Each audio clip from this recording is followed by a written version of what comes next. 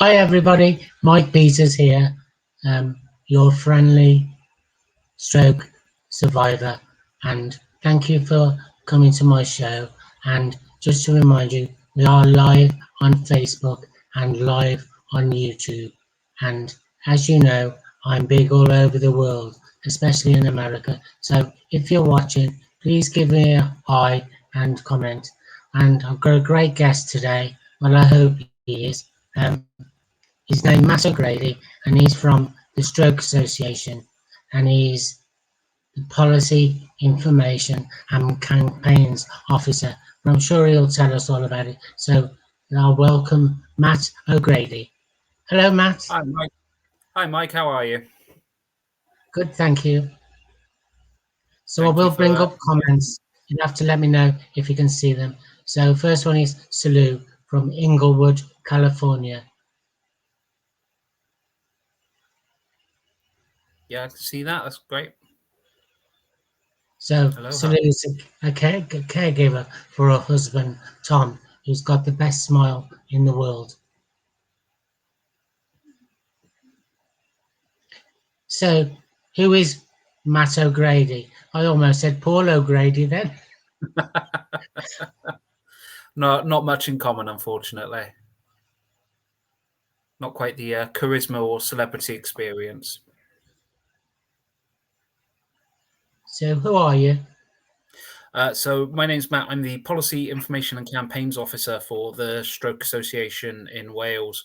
So that means that my job really is to work for the Stroke Association on our work on influencing politics and health organisations and local government in Wales so that they fully understand the needs of stroke survivors living in this country and are passing legislation and taking actions to really ensure that the needs of stroke survivors are fully reflected in what they do. Great. And before that, can you tell me a bit about what you did before? So previously, I worked for a housing charity that promoted equality and diversity in the housing sector. Before that, I was doing something very similar to this role, so policy and campaigns for a charity called Scope and their work in Wales. And before that, I worked for a Welsh politician, which was great because it gave me a really good insight as to how the what's now called the Welsh Parliament, what was called the Welsh Assembly at the time, worked and how laws in Wales are made, how the government is held to account, and what the role of individual Senate members is in that work as well. And prior to that, I was a student and a barman, but that's probably less relevant right now. And you were originally from Somerset. Yeah, originally from Somerset, so I'm constantly working on in work. Well, I work in Wales. Constantly, my role in our team is to make sure that Wales is really understood and what we do in Wales as well. But yeah, I'm English at heart and now a permanent resident of Wales for all my sins. And why the Stroke Association? So stroke has been a subject I've really known about for quite some time. My grandmother had a stroke when she was about 55. It was caused by atrial fibrillation. I must have only been about 5 at the time, so I don't really remember any of that. But what I do remember is that she had left-sided weakness for the rest of her life. She died. She died last year. No, actually, technically a year before now. Um, so she was spent a long time as a stroke survivor and never regained that use of her left arm. And it was something as a child, you're always very curious about why is this the case? And it was explained to me, it was a stroke, and it wasn't something I really understood what it was, but at the time, but certainly understood what the impact was on her and her life, and something which she never fully recovered from. And meant that when an opportunity came up to really get a good understanding of what this means in Wales and what the challenges are for stroke survivors in Wales, and to get involved in campaigns to benefit people who, like my gran, it was a fantastic opportunity for me to join a great cause. I don't know whether you know, but I'm in the process of becoming an ambassador for the Stroke Association. And part of what I want to do is go into schools and educate children as to the signs of stroke. Do you think that's a good idea? Yeah, ultimately I do. I think, one of the things that struck me about this job is how many people, when you speak to them, will say, "Oh yeah, my cousin, my sister, my dad had a stroke," and have that family connection to stroke. But like I said, don't really understand what that means in terms of the causes, how they can prevent their own risks of stroke, how the link to that for people like children is things such as healthy diet and exercise, and that's a message that can never really be drummed into children enough. Certainly, something that I think everyone should be more aware of, and therefore creating that awareness among children about what stroke is, the symptoms of stroke, and ultimately that fast message as well, because they can be the people who are around their loved ones when something happens, and making sure that they're aware. Phone 999. It's an emergency. Again, can be life-saving changes. And I think they'll take it a bit serious if there was a man in a wheelchair there. Yeah. Yeah, and I think the symptoms of stroke can vary so much between individuals. So my gran, like I said, she had left-sided weakness, but other than that, she was fairly well for the rest of her life. But for other people, it can be very, very minor or very, very severe. And being able to show people what that spectrum looks like and talk to people about things such as aphasia and some of the other issues that we know people can face throughout the rest of their lives. But also, that message of hope as well, that recovery is something that people can make. People can make good recoveries if they can get access to the services they need. And that's what our role is as a stroke association, is making sure governments, hospitals, local authorities understand what they can do to help stroke survivors make that recovery. So Jerry says good day from Texas. Good day, Jerry. And his show yesterday was great. And he was talking about aphasia with a doctor who had aphasia, and how hospital people, didn't know what aphasia was. Yeah, definitely. And we know that there is that lack of awareness of many of the effects of stroke among a lot of people, really. And that's why access to those specialists with strong understandings is so important. Because I didn't have aphasia, but the patient next to me was being fed through a tube, Mm. and I got upset the day before I came out of hospital. He had a chocolate mousse, and it broke my heart because he'd been watching us all eat for months. Yeah, it's something, like I said, really struck me as learning about stroke. Like I said, came into it with a little bit of knowledge, came into this job with a bit of knowledge, but there's so much more to learn. And you hear all these stories about people whose lives have been turned upside down by stroke. But like I said, there are those messages of hope and people's great stories of recoveries as well. Oh, Beckham Walker says hello. She's my main carer, Hi, Betham. but she's not been too well this week. So get well soon. I need you back. So where are we with stroke in Wales, please?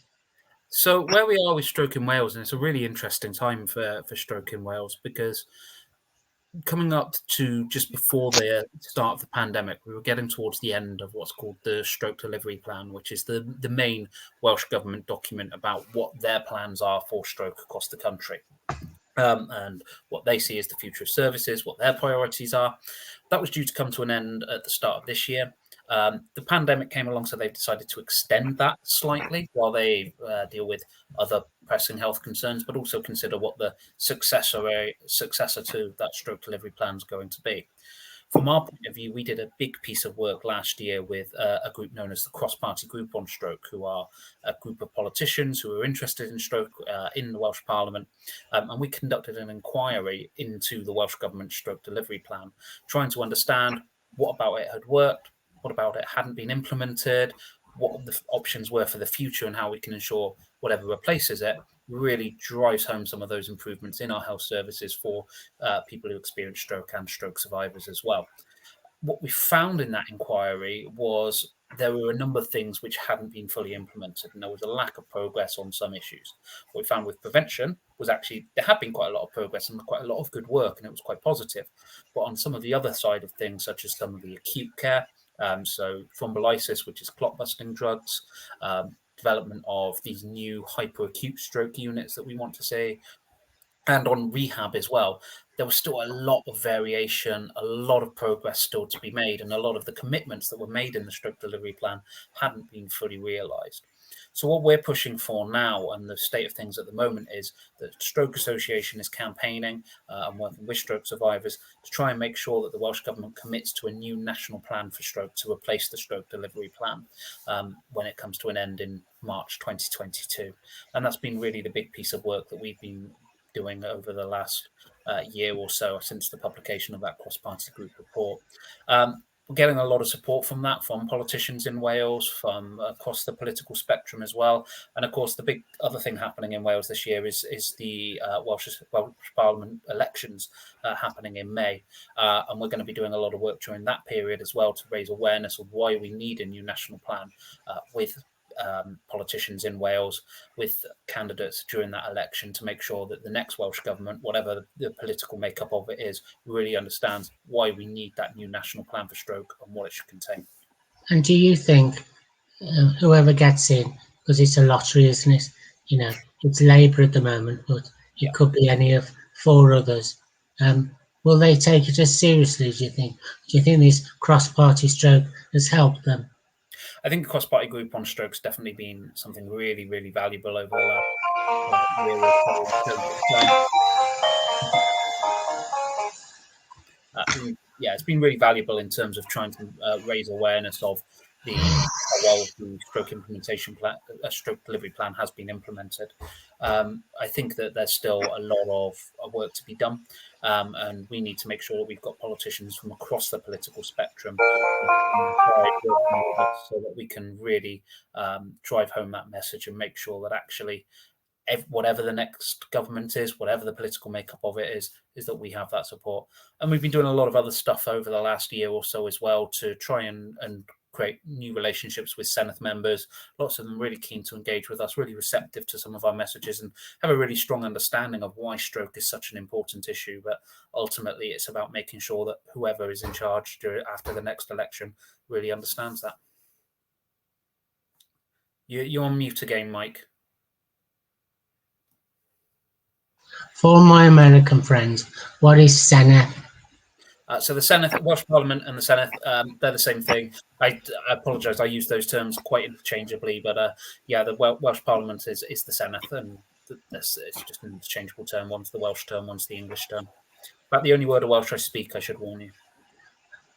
I'm sure you know others, probably swear words. I actually don't know any Welsh language swear words, which is disappointing now I think about it. Oh, that's good news. My carer said I'll be back on Monday. Oh, I'm so glad. So I went to one cross-party stroke meeting and I actually asked a question, and it was very interesting that they were taking it seriously. Can you tell me any more about the acute stroke hospitals, please? So the hyperacute stroke units, yeah. So essentially, there's been some work that's been done over the last few years to look at what the best model is of providing stroke care. And in a couple of places, mostly in England, they've gone through a process called reconfiguration, where essentially they've decreased the number of stroke units they have and created new, larger regional stroke units that have access to a better level of staff and all the right sorts of treatments and expertise, so that all of the staff there have a real expertise in stroke. What the research has shown is that that's decreased mortality from stroke, so more people are surviving stroke, lowering people's length of stay in hospital, which is obviously really great for those individuals, but also ensuring people are leaving hospital with less disability as well. So really all of those things that you want to see through any health system. The current iteration of the stroke delivery plan, the current version of it, says that the Welsh Government wants to move towards these hyperacute stroke units. And we've been involved in a lot of those discussions with health boards over the last few years. What we haven't seen is a great deal of progress to turning that into a reality. There's been a lot of talking about it. I know of at least one health board where they have put forward some firm proposals, what they wanted to do, but there was no money to back it up within the health board as well. So we haven't seen any of that progress being made.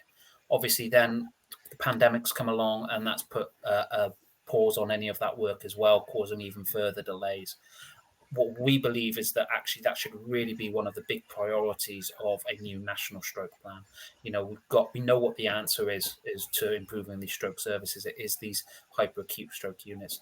The other key thing is making sure that rehabilitation goes alongside it as well. There's absolutely no point in giving people the best possible acute stroke care to then go back out to the community and not then provide them with the right support as well. We've got to make sure those improvements go I think alongside. that's where I found 5 months in hospital, and the doctor said, "Why do you want something for your mental health? A stroke does not affect your mental health." So, and Yeah, then I came out of hospital, and then it's just you're forgotten about. You're given 6 sessions for your with a psychiatrist, and then that's it. And then I found the Stroke Association, who have been absolutely amazing for me. well, I'm glad to hear you've had a good experience from us. But yeah, sadly, unfortunately, it's fairly reflective of the experience many people tell us about. Many people tell us that they feel abandoned when they leave hospital, and that those community services aren't up to the standard which ultimately people want them to be. The psychology is a great example. We know that in many stroke units, psychology is practically non-existent, but we know that actually quite a large number of people who experience stroke feel over the course of the next year or so end up with depression or anxiety or longer term mental health issues as well, where actually trying to identify those people and provide them with support should be one of the priorities of any rehabilitation service. I think something I fight for is mental health because I describe it as a bereavement. You've lost half your body. Yeah, and we know why it can have such a serious effect on people's mental health. Stroke turns lives upside down in an instant. We know that, but also not just for the individual, but for carers as well, and making sure that they're able to get support they need as well. But that's possibly a different matter. And Jerry agrees with you apparently. He agrees with you and even me. Yeah. He's the Um, right character. Yeah, and we've been doing what we can to try and raise awareness of some of that mental health impact as well. And we've seen that during the pandemic as well. Pandemic has hit people's mental health hard. I think that's something that's not unique to stroke survivors, but actually when you combine in people trying to make a recovery from stroke in this very difficult, very challenging environment, not necessarily being able to access some of the other services that they need. So we did a survey of stroke survivors across Wales and the UK last summer to look at what people's experiences have been during the pandemic. And we found that about half of people in Wales had appointments for therapy, so speech and language therapy, physiotherapy, occupational therapy. About half of people have had appointments cancelled during the pandemic. Those appointments are the ones which are really important to enable people to make those recoveries. And it's not something you can really delay as well. We know that people make better recoveries the earlier they receive that treatment and support as well. I mean, I fought to go to Landock Day Hospital, the stroke hospital. I went once, and then this pandemic came along, and then I was kicked out. Yeah, and unfortunately, those are the kind of stories that we hear about and what people's negative experiences are. Have you had any of the virtual therapies as well? So anything over the phone or internet? Only with the Stroke Association, with Stephanie, with Movement to Music, and we meet every Monday as a group. Steph is great, and her groups are great as well. But what we have seen is only about a quarter of people we surveyed said that they'd had therapies provided virtually or over the phone. So when you've got half of people having appointments cancelled and only a quarter of people having it, on the other hand, provided in a different way, that means that there's a real risk of there being this lost cohort of people in the middle who aren't able to access any of the services that really they need to make the best possible recovery. And that's something we're really concerned about. We've also got the additional pressure on some of those services coming from people who might have had COVID and are having symptoms of that and need things such as physiotherapy. So there's a real risk of a pressure on those services, and something that we've been raising with government. I've been working with other charities to raise as well, because it's a real cause for concern. We As want to I make. know, I got pretty close to some of my physios. Yeah, and we want to make sure everyone gets those services. And is the Stroke Association rich? No, no, we're not rich, unfortunately. Like every charity in the UK, the pandemic has hit our fundraising. So things like our events fundraising, I remember just before the pandemic happened, we had a 5K run event in Cardiff, what we call the resolution runs. That happened literally days before the country went in lockdown. So we had one in Cardiff, but our one that was scheduled for North Wales had to be cancelled. And obviously, we've done none of that kind of events fundraising since then. That's been the same across the UK, and that has an impact. And as a organisation, we're having to adjust to what that new funding, not funding, new funding arrangements look like, what our new budgets need to be, and it's a challenging time for every charity in the UK, I think, at the moment. And did the government give you loads of money? That is something I believe we've had some funding off government. I don't work in our fundraising team. That's slightly above my pay grade. It's certainly, whatever money we're getting, we could always do with more money. So, we have all our donation lines are open, as it were. And, ultimately, we want to make sure that we're there as a charity long term to continue providing the support that people need. And money is, it's not only if they worked out how much millions it costs after a stroke. So if they put the money in for preventative measures, that would be amazing, wouldn't it? Yeah, and that's a point we make a lot to government. I think one of the challenges is that the system isn't very joined up. If the health service gives somebody a thrombectomy, for example, it costs them about £12,000, whereas if that can save potentially tens, hundreds of £1,000s in people's ongoing social care, but of course that's a different pot of money. So you struggle to get that investment in the things that can lower people's needs longer term, because that's coming from a completely different pot of money, and people don't always see the need to invest in it. And it's a point we continue to make. It's a point, a lot of organizations make for that exact same reason, that prevention is better than treatment. Treatment is better than long-term rehab. But ultimately, we need to make sure that all of those options are available for people. So do you think I should go for First Minister of Wales? I think that anybody who has an interest in politics, who's really wants to get involved in politics, should do so. I'm a great believer in the power of politics, and the elections are a great opportunity. Whether your politics are suitable, Mike, I haven't seen your manifesto, so I'm not going to comment. But you're a graduate in politics, aren't you?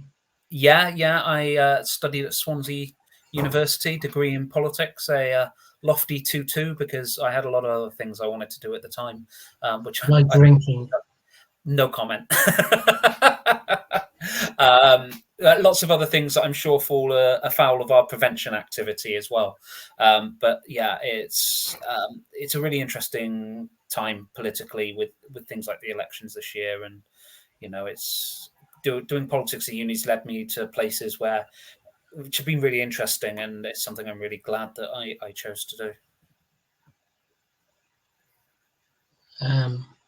Well, another friend of mine from the Stroke Association is Nicola Dando. She's been absolutely amazing to me. Yeah, Nicola's absolutely lovely. It's someone who used to run into in the office quite a lot. Went back in the days where we had an office, but unfortunately, the pandemic has proven one thing to the Stroke Association. It's that ultimately we don't need an office anymore, because we have been working virtually. It's been working really, really well. But unfortunately, it means that I'm not seeing people like Steph and Nicola quite so much. And you had a lovely office overlooking a castle. I wouldn't describe it as a lovely office. It was a lovely view in an office that felt aggressively like a call centre at times, having worked in a call centre. But it was full of fantastic people who were really committed to the cause, and was a great place to work just for those reasons. And the other reason it was a great place to work is there's a bakery in Caerphilly called Glanmore's, and their rolls were fantastic. That's the thing I miss the most. That's not a secret. I tell a lot of people that. Well, we're almost coming to the end, Matt. So how are you going to solve this global pandemic and Strokes Association things, please? I will play my part in solving the global pandemic by sticking to the rules, washing my hands, and ensure that I'm minimising all of my non-essential journeys and purchases, and all of the other guidance we're meant to do.